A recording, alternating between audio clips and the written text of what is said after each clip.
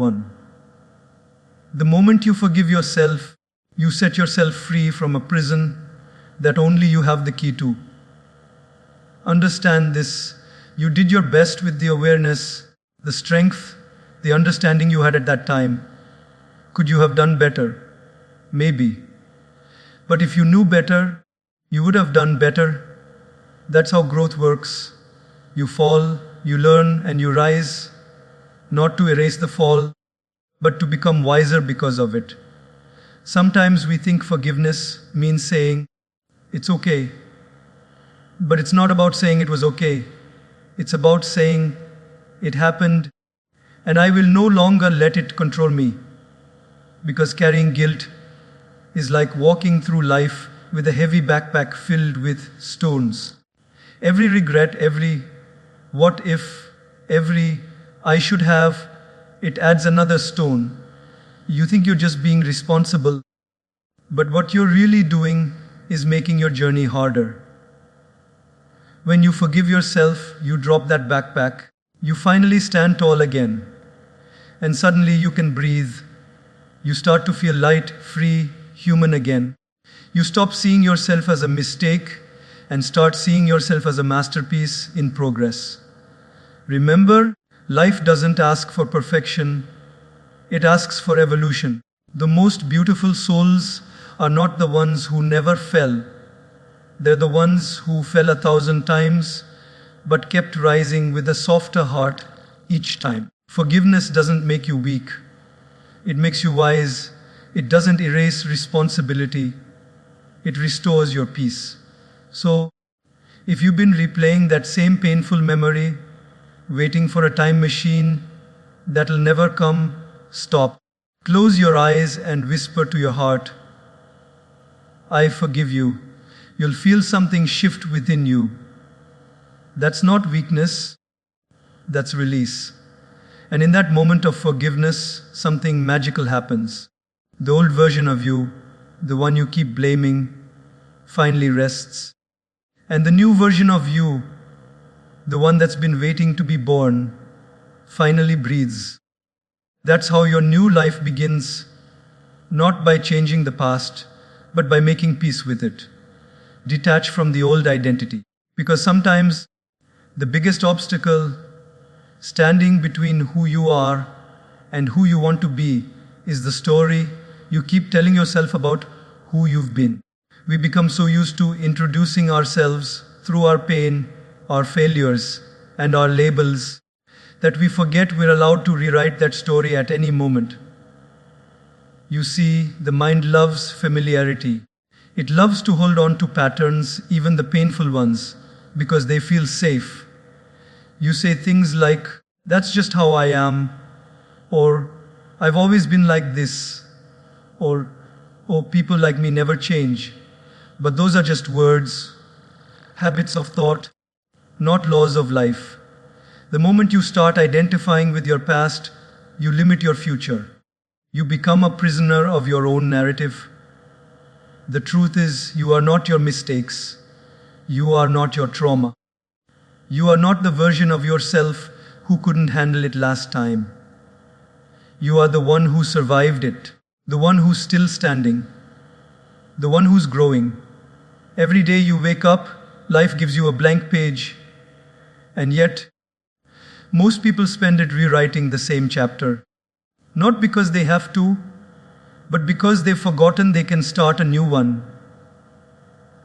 When you detach from your old identity, you stop asking, who have I been?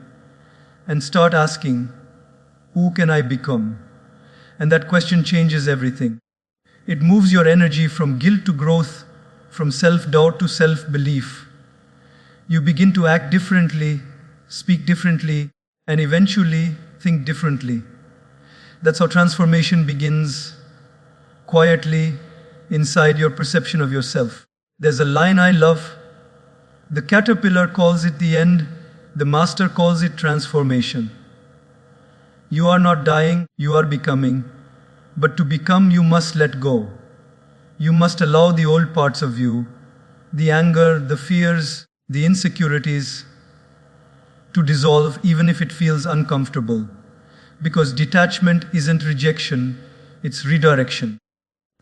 You're not abandoning who you were, you're releasing what no longer serves who you're becoming. The reason most people never start their new life is because they keep trying to carry their old one with them.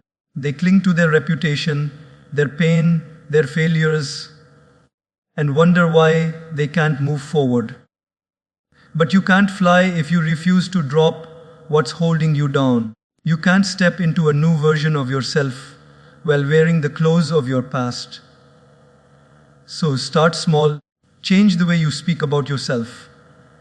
Instead of saying, "I've always been anxious," say, "I'm learning peace."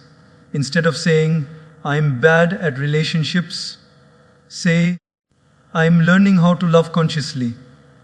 You don't have to fake perfection, you just have to shift direction.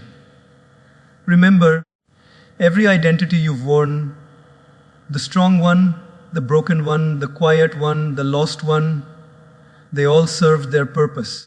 They protected you when you needed protection. But now it's time to thank them and let them go. Because your new life cannot begin while you're still defending the person you no longer are. Detach with love, not hatred. Let the old version of you rest. Smile at the memories, forgive the failures, bless the lessons, and then walk away. Because every time you release a piece of your past identity, you make room for your true self to step forward. You are not meant to be a repeat of yesterday. You are meant to be a new creation, fresh, aware, alive. The question is not, can I change? The question is, am I willing to let go of who I was to become who I'm meant to be? When you answer yes, even quietly, your transformation begins in that very moment. Your new life doesn't wait for the calendar to change. It waits for you to let go of control. Because sometimes, the more you try to force life to go your way, the more it slips through your fingers. We've all been there, planning every detail, calculating every step, trying to make sure nothing ever goes wrong. But life doesn't work that way. It's not a straight line, it's a dance between what you can control and what you must surrender. We live in a world that praises control. We're taught to plan, to predict, to prepare for everything. And yes, planning has its place. But there comes a moment when you realize, no matter how hard you try, not everything is meant to go according to your plan. Some paths are designed to break, some people are meant to leave, and some doors are meant to close. Not because you're unlucky, but because something greater is being built behind the scenes. When you hold on too tightly, you stop the flow of life. You block the very blessings that are trying to reach you. Control is rooted in fear. Fear of the unknown, fear of loss, fear of failure. But here's the paradox: the tighter you hold, the more you lose. The more you try to manage life, the more it manages you. True peace begins the day you whisper to yourself, "If I don't need to control everything to trust that everything will be okay." Sis, think about nature. The river doesn't fight to stay straight. It bends, it flows, it adapts. The tree doesn't demand the storm to stop. It stands, it sways, and it survives. And yet we humans, we want every day to be perfect, every person to understand us, every situation to work exactly how we imagine it. But what if life's beauty isn't in its predictability, but in its mystery? What if the chaos you're resisting is actually creating something beautiful for you? Sometimes your life will fall apart, not because it's broken, but because it's rearranging itself into a better pattern. The delay you're frustrated about, the detour that confused you, the heartbreak that shattered you, they're all part of a divine choreography.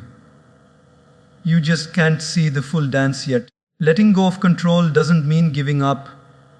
It means giving in, not to defeat, but to trust. It's looking at life and saying, I'll do my best, and I'll let life do the rest. It's understanding that your effort matters, but so does timing.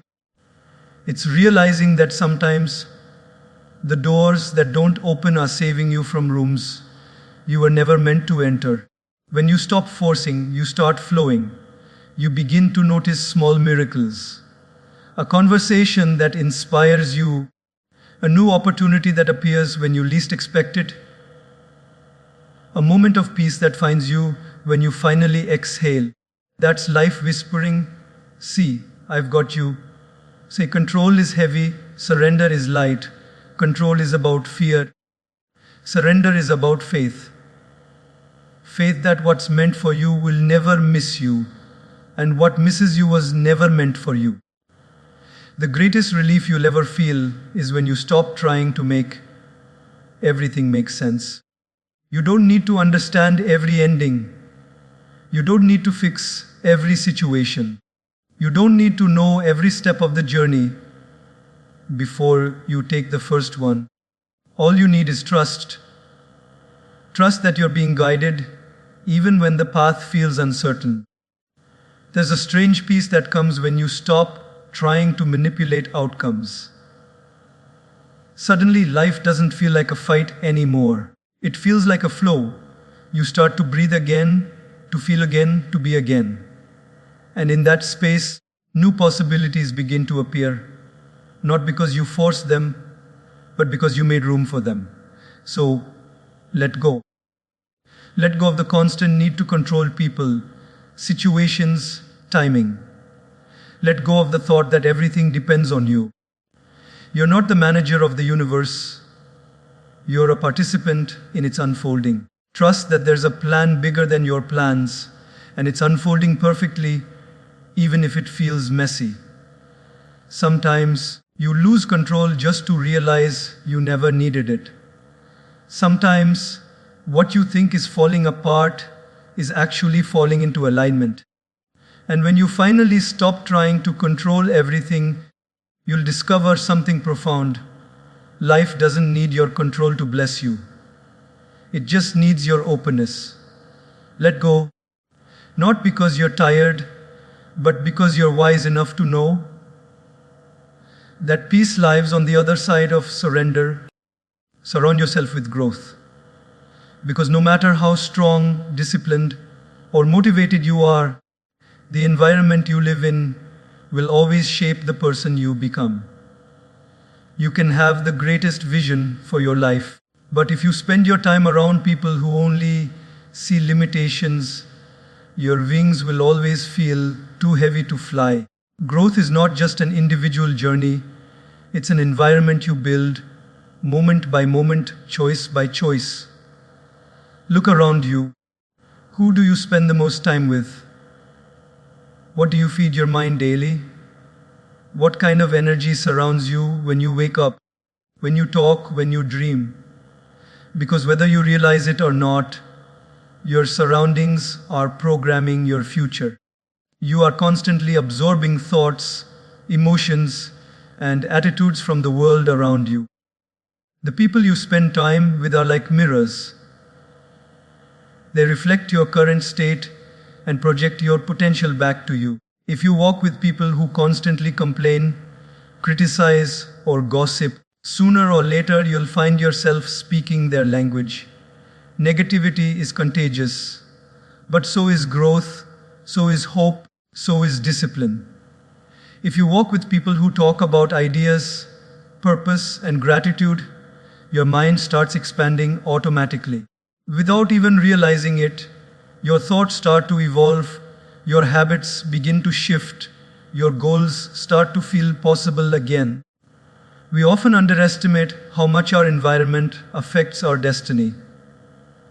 A seed can only grow when planted in the right soil. Even the strongest tree cannot survive in toxic ground. The same goes for you. You can have the most beautiful potential within you, but if you are surrounded by people who constantly doubt, drain, or diminish you, That potential never gets the sunlight it needs. Growth requires space, space to think, space to breathe, space to become. Sometimes that means stepping away from people you love, not because you're better than them, but because you're becoming different. It's not rejection, it's evolution. You're not walking away from them, you're walking toward the person you're meant to be. And remember, growth isn't only about people, it's also about what you consume. The books you read, the videos you watch, the music you listen to, the conversations you entertain, they are all shaping your inner landscape. If your outer world is full of chaos, your inner world will soon mirror it. But if you intentionally fill your surroundings with inspiration, silence, learning and purpose, you begin to attract peace and clarity. There will come a point in life when you must decide what kind of energy you want to live in. Do you want to be around people who challenge you to rise, or those who comfort you into staying the same? Growth doesn't always feel comfortable. In fact, it often feels lonely, because when you start to evolve, you'll notice fewer people can understand your silence, your standards, your focus. But that loneliness is not emptiness. It's space being created for something new, something aligned. When you surround yourself with growth, your perspective changes. You start to see failure not as an end, but as feedback. You stop competing with others and start collaborating. You stop seeking validation and start seeking purpose. Growth-oriented people don't just inspire you when they speak. They inspire you by the way they live, their discipline, their kindness, their curiosity. They all awaken something inside you that says, and I can do this too. And let's not forget, sometimes surrounding yourself with growth means becoming that source of growth for others. Be the friend who listens without judgment, who encourages without envy, who celebrates without comparison. Because the more you give growth, the more you receive it. The energy you share is the energy that returns. Life is too precious to spend in rooms where your light has to dim just to fit in. Go where your soul feels stretched, not where it feels small. Surround yourself with people and environments that make you curious, not complacent. And if you can't find those people right now, become one. Start reading, start learning, start healing. Because once you grow, your energy will naturally attract others who are growing too. Remember this, you don't become who you want to be, you become who you're surrounded by. So choose wisely. Protect your energy like a sacred flame. Feed your mind with wisdom, your heart with kindness, and your life with purpose. Because the more you surround yourself with growth, the more life will mirror that growth back to you. Through opportunities, through peace, through people who remind you why you started. And one day, you look around and realize something powerful. The people, the habits, the thoughts that once held you back are no longer there. You're standing in a new garden, full of light, full of growth, full of life. And that's when you'll understand your environment didn't just change, you did. Discipline is the door to freedom. It sounds paradoxical, doesn't it? How can discipline, the act of restraint, routine, and repetition, possibly lead to freedom? Yet it's one of the greatest truths of life. The people who seem the most free, who live with purpose, peace, and confidence, they are not driven by mood or motivation. They are guided by discipline. Because motivation is fleeting, but discipline is the foundation that keeps you moving when motivation disappears. Most people wait to feel ready. They wait for inspiration, for the perfect moment, for a sign from the universe. But life doesn't reward those who wait. It rewards those who act. Discipline isn't glamorous. It doesn't always feel exciting.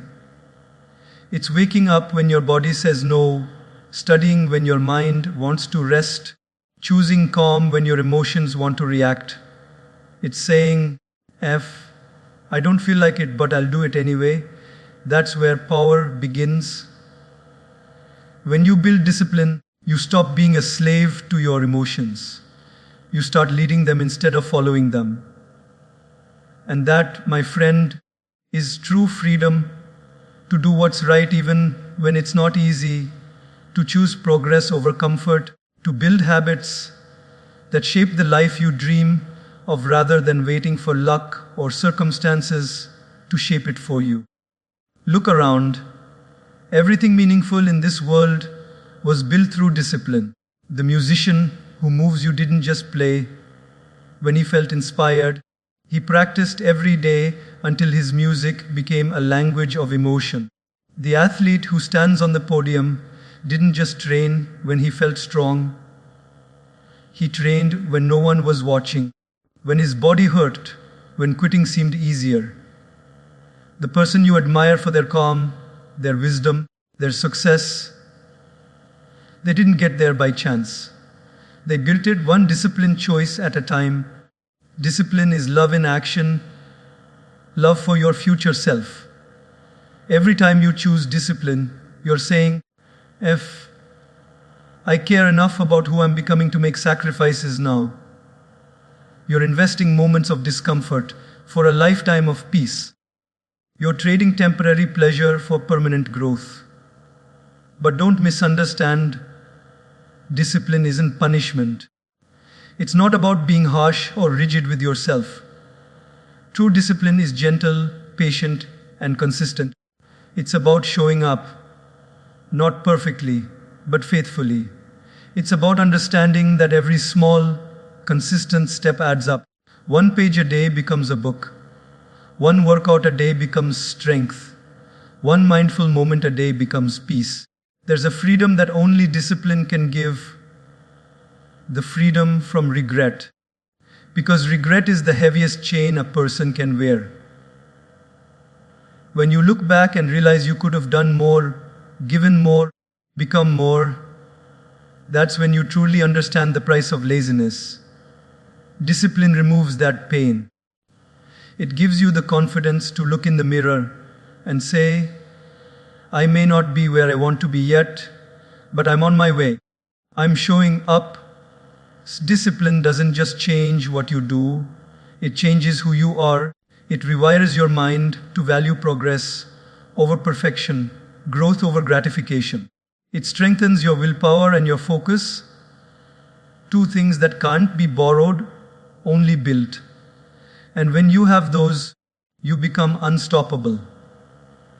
The problem is many people quit before they see results. They confuse boredom with failure. But growth is quiet. Transformation happens in the routine, in the repetition, in the unseen hours when no one's clapping. You won't always notice your progress daily, but one day you'll look back and realize how far you've come. And you'll thank the discipline that carried you through. There will be days when you fall off track, when you miss a step, when you feel tired of it all. That's okay. Discipline doesn't demand perfection, it demands return. Every time you come back to your path, you strengthen your character. Every time you start again, you remind yourself that quitting is not an option. Think of your life as a garden. Discipline is the watering, the pruning, the daily care. You don't see the flowers immediately, but you trust that they're coming. The same is true for your goals, your peace, your growth. Keep watering. Keep showing up. Keep doing the work. Because one day, the effort will turn into ease. The habits will turn into second nature. The sacrifices will turn into blessings. And you'll realize something profound. The discipline that once felt like chains was actually the key. The key that unlocked your strength, your peace, your potential. Freedom isn't doing whatever you want, it's having the power to do what's right. It's living a life that you consciously shape, not one that drifts on impulse and distraction. Discipline gives you that power, it gives you direction, it gives you dignity. So, if you want your new life to start here, begin with discipline. Build it brick by brick, action by action, choice by choice. Because the moment you start depending on motivation and start depending on discipline, that's the moment your life truly changes. That's the moment you stop being a prisoner of your moods and start becoming the master of your destiny. Focus on what you can give, because life at its deepest level isn't about what you accumulate. It's about what you contribute. The world constantly tells us to chase success, status, possessions, and praise, but very few ever tell us the secret truth. Joy doesn't come from getting, it comes from giving. The moment you shift your focus from what can I get out of this to what can I offer to this, your entire life changes. Most people live trapped in a cycle of self-centered pursuit. They measure their happiness by what they receive: attention, validation, money, recognition. But that kind of happiness is fragile. It depends on others. It rises and falls with circumstances. Yet, when you start focusing on giving kindness, understanding, your time, your effort, your presence, something extraordinary happens. You begin to experience a peace that no external achievement can ever replace. Giving doesn't always mean grand gestures. It can be as simple as listening, truly listening when someone speaks. It can be offering encouragement to someone who's about to give up. It can be sharing your knowledge, lending a helping hand, or just smiling at a stranger who looks tired of life. Every act of giving is an act of love, and love always multiplies. You see, when your life is only about yourself, it becomes small. The more you think, what about me, the smaller your world becomes. But when you think, how can I serve, your world expands. Your problems shrink, your heart grows, and you begin to feel connected to something larger than yourself. The emptiness inside you starts to fade, because that emptiness was never meant to be filled by things, but by purpose. Many people believe they have nothing to give. They say, I'm not rich, I don't have much. What difference can I make? But the truth is, you don't need wealth to give. You need willingness. The greatest gifts often cost nothing. A kind word, a gentle gesture, an act of forgiveness. You can make someone's day brighter with a single sentence. You can heal someone's pain just by showing up and caring. The smallest act of genuine giving can ripple farther than you can imagine. Life has a beautiful way of rewarding givers, not always immediately, not always materially, but deeply. The more you give, the more you grow, because giving expands your capacity to love, to empathize, to understand. It refines your soul. And ironically, when you focus on giving, life gives back to you in unexpected ways. Through opportunities, through peace, through people who remind you of your own kindness. When you focus only on what you can get, you live in scarcity. You're always comparing, competing, craving. But when you focus on what you can give, you live in abundance. You realize that no matter how little you have, you always have something valuable to offer. Your attention, your time, your presence, your love. Giving transforms not just the receiver, but the giver. When you help someone rise, you rise too. When you bring light to others, your own path becomes brighter. When you lift someone out of their pain, you heal parts of your own heart. Because we are all connected, giving to others is, in truth, giving to yourself. But remember, Giving doesn't mean letting people take advantage of you. True giving comes from strength, not weakness. It's about giving from overflow, not emptiness. It's about contributing because you choose to, not because you feel forced to. When you give from a place of joy rather than guilt, your energy remains pure and your heart stays full. There's something sacred about living a life of contribution. It gives your existence meaning beyond personal gain. It turns your daily routine into service, your challenges into lessons, and your victories into blessings for others. Every skill you've learned, every struggle you've endured can become a tool to help someone else. Your pain becomes your empathy. Your experience becomes your wisdom. Your life becomes your message. And perhaps the most powerful truth of all is this: giving doesn't just change the world, it changes you. It makes you softer, wiser, humbler. It helps you see beauty where others see nothing, gratitude where others see lack. It awakens something divine within you, that timeless part of your soul that remembers, I am here to make a difference. So, as you walk through life, stop asking, what's in it for me? And start asking, Ev, what can I give? Give your best energy, your best attitude, your best version of yourself to every person, every moment, every opportunity. And watch how life begins to mirror that energy back to you. Through unexpected kindness, through new doors opening, through peace that no one can take away. Because the secret to a full life is not in taking more, it's in giving more. The more love you pour out, the more love flows in. The more light you share, the brighter your world becomes. And one day, when you look back, you'll realize the happiest moments of your life weren't the ones when you received the most, but the ones when you gave the most of yourself. That's when you'll understand your new life doesn't begin when you get everything you want. It begins when you start giving everything you have. Silence the inner critic, that voice inside your head, the one that tells you you're not enough, not smart enough, not good enough. It's not your truth. It's your fear wearing your own voice. It's the echo of old wounds, of judgments you've internalized from a world that forgot to show compassion. And if you don't learn to quiet that voice, it will steal your joy before life ever has the chance to bless you.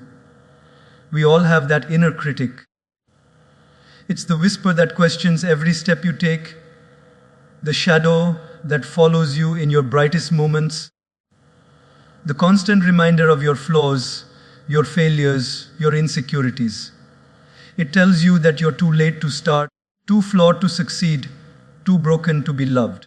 And the tragedy is, most people don't even realize they're living under that voice's control. They think it's truth. They think it's who they are. But you are not that voice. You are the awareness listening to it. You are the consciousness behind it. Vast, powerful, compassionate. And the moment you start recognizing that difference, the healing begins. Because the goal isn't to completely erase the inner critic. It's to stop letting it be the loudest voice in the room. Think about it.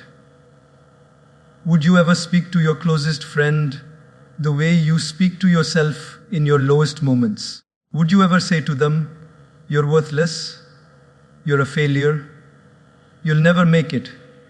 Never. Because you know it would break them. And yet you say those things to yourself daily without even realizing the damage you cause. The way you speak to yourself shapes how you live. If your internal language is full of shame, doubt, and fear, your actions will always shrink to fit that small space. It's time to start speaking to yourself with kindness, not because you're perfect, but because you're human. You've been through things. You've survived moments others know nothing about. You've carried invisible battles with strength that no one saw. You deserve your own compassion. You deserve to be spoken to with gentleness, not judgment. Silencing the inner critic doesn't mean pretending your flaws don't exist. It means acknowledging them without letting them define you. It means saying, yes, I made a mistake, but I'm learning. It means saying, yes, I failed, but I'm still worthy. It means saying, I am work in progress, not a problem to be solved. Thus, your inner critic was born to protect you once. It was your mind's way of keeping you safe from rejection or pain. But now it's overprotecting you by holding you back. Every time it whispers, don't try, you'll fail. It's really saying, I'm scared. You don't silence the inner critic by fighting it. You silence it by understanding it, by replacing its voice with one of calm reassurance. I hear you, but I'm going to try anyway. Imagine what your life would look like if you stopped believing every negative thought that passed through your mind. Imagine how many dreams you'd chase, how many connections you'd make, how much peace you'd feel if you stopped treating yourself as your own enemy. The truth is, you cannot heal in a voice that constantly hurts you. You cannot grow in soil that constantly tells you're not enough. Start rewriting that voice. When your mind says, I can't, gently reply, I can learn. When it says, I'm not ready, whisper back, no one ever is, and that's okay. When it says, I'm a failure, remind it, I'm evolving. Because every time you challenge that voice, you weaken its grip. You remind yourself that you're not here to be perfect. You're here to progress. There's something profoundly powerful about becoming your own friend. When you stop waiting for the world to approve of you and start approving of yourself, your confidence stops depending on applause. You stop performing for validation and start living from authenticity. You stop chasing peace and start becoming it. Silencing the inner critic takes time. It's not an overnight process. There will still be days when that voice gets loud again. On those days, don't punish yourself for listening. Just notice it. Awareness itself weakens it. Because when you see it clearly, you realize that it's just noise. And that behind that noise, there's stillness, there's strength, there's you. Be patient with yourself. Every time you choose kindness over criticism, you rewire your brain. Every time you speak gently to yourself, you plant a seed of self-trust. And those seeds will grow into unshakable confidence, into self-respect, into peace. The truth is, you can't control what others say about you, but you can always control what you say to yourself. The world outside may doubt you. Don't let your own voice join them. The world outside may challenge you. Let your own voice comfort you. The world outside may not always love you. Let your own voice remind you that you are still worthy of love, because your new life, the one filled with peace, purpose, and freedom, begins the day you stop letting that inner critic be your guide. When you stop letting fear narrate your story and start letting compassion write it instead, that's the day your mind becomes your home, not your battlefield. That's the day you stop surviving and start truly living.